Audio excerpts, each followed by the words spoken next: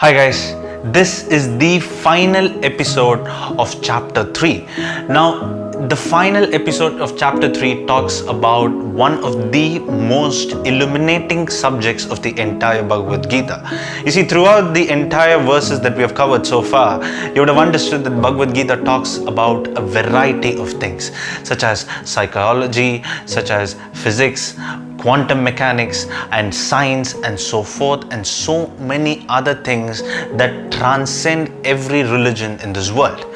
So here again we are coming back to the subject of psychology, where it talks about the hierarchy of consciousness.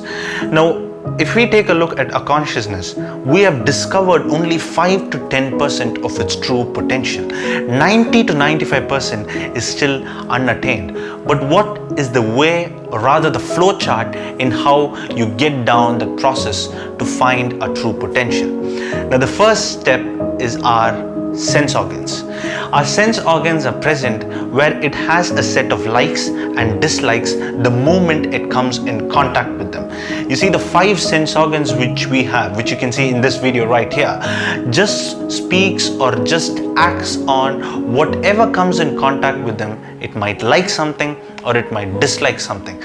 This is the sole reason why we choose to do certain things, why we choose to mingle with certain people, and to the flip side of the same coin, why we avoid certain situations and avoid certain people.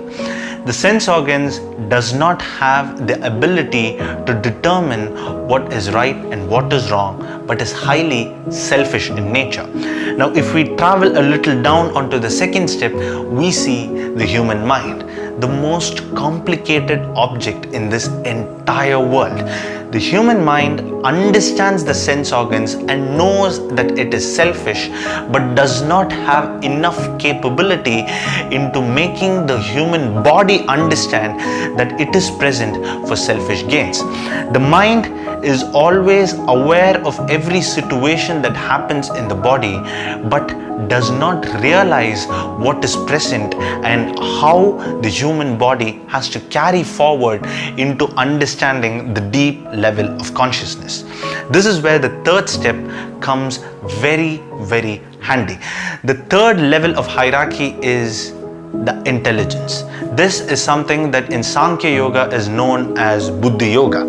When we talk about this part, it is the ability to determine the difference between reality and illusion. It looks at the mind, it looks at the sense organs, and it sees that it is traveling towards something that has a full stop. It has a hint. So here the buddhi, the intelligence, refrains from it because it is knowing that it is not going towards the true nature of life. So here, just one small story. In the first 2 cases of hierarchy levels of the sense organs in the mind, both can travel in the material nature as well as the divine nature, but the intelligence can travel only in the divine nature. So imagine the power of a human being if all these 3 travel in the same plane. If the buddhi and the mind and also the sense organs, if they travel in the same plane, we reach the 4th and most important level of our consciousness, known as the soul. This in psychology they call as a subconscious, and in religion they call this as God. Regardless of this lowest and most powerful level of subconscious is what pervades everything in this universe. I'll give you a very small example from Bhagavad Gita and that of psychology. In Bhagavad Gita it says that the soul remains always outside nature and is not dependent on the happenings of nature. Now take the subconscious and conscious here. The consciousness of a human body is just focused on everything that happens to the naked eye, but the subconscious transcends that entire field of whatever happens to the conscious mind of an individual. So this very soul that we know as the subconscious is the highest form of consciousness that remains unused throughout a human being's life. Now, there are many people who have not used their subconscious throughout the course of their life. Now, this is the biggest failure of a person's life if they don't tap into their subconscious. And it is not a special process. Every human being has an inner voice that keeps talking to them. The question is, do we listen to it, or do we just hear it and let it go? That is the question behind the final verses of chapter 3. Now this is a conclusion to chapter 3 fully, where these first 3 chapters cover the major chunk of Bhagavad Gita.